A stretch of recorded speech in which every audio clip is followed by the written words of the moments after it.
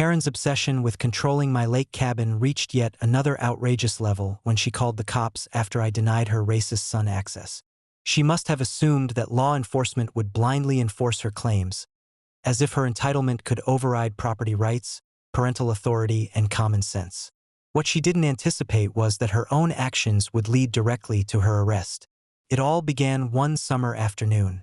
Karen's son, still emboldened by previous encounters, attempted to enter the cabin without permission. I had made it clear countless times. The property was private, the rules were legally binding, and trespassing would not be tolerated. Karen, believing she could manipulate the law to serve her family's whims, decided to escalate by contacting the police. When the officers arrived, she presented her case with her usual arrogance, expecting sympathy or compliance. She framed it as if I were the aggressor, attempting to deny her son a right to access the property. Her tone was sharp, commanding, and desperate, as though volume and authority could substitute for legality. The problem was that every detail she cited was false or irrelevant, and the moment the officers examined the situation, her narrative crumbled.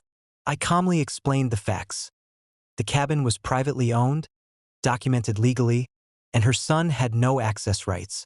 Every prior attempt to manipulate access had been handled lawfully, and any claim of entitlement from her or her son was invalid.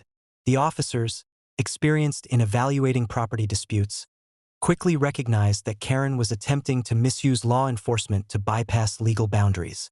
Her reaction was immediate panic. She began backpedaling, trying to justify her son's trespass, arguing regulations that didn't exist, and citing bylaws she had misinterpreted. Every statement she made was carefully countered with evidence, legal documents, and clear facts. The officers' patience waned as they realized she had repeatedly attempted to manipulate the system for personal gain. As the situation escalated, it became apparent that Karen's actions constituted harassment, false reporting, and attempted coercion of law enforcement. The officers informed her that her behavior could not only result in denial of her claims, but also legal consequences. Her face, once filled with smug confidence, drained of color. The realization hit her. She had crossed a line she could not uncross. Her son, witnessing the collapse of their plan, quickly withdrew. He had assumed his mother's influence would shield him from consequences, but he now faced the reality that his actions had legal and personal repercussions. Karen's attempt to enforce control through manipulation and threats had not only failed but had exposed both herself and her son to potential charges.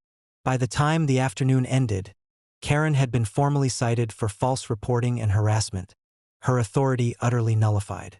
The lake cabin remained secure, untouched, and fully under my control. What had started as an attempt to intimidate and manipulate ended in public humiliation, legal consequences, and the shattering of her perceived power. Neighbors, who had long been aware of her antics, observed the outcome with a mix of astonishment and satisfaction. Karen, once perceived as a domineering figure, was now publicly exposed as reckless, manipulative, and legally vulnerable.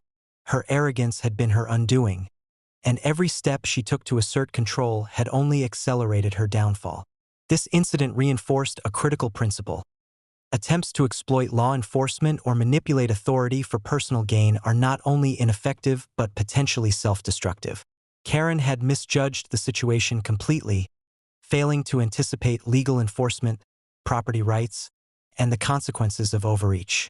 By nightfall, the lake cabin was peaceful once again. Karen retreated humiliated, powerless, and aware, at least superficially, that her repeated attempts to assert control through intimidation and deception were unsustainable. Her arrest, minor as it was, served as a public reminder that overreach, arrogance, and manipulation have consequences, and that law, preparation, and authority will always prevail over entitlement.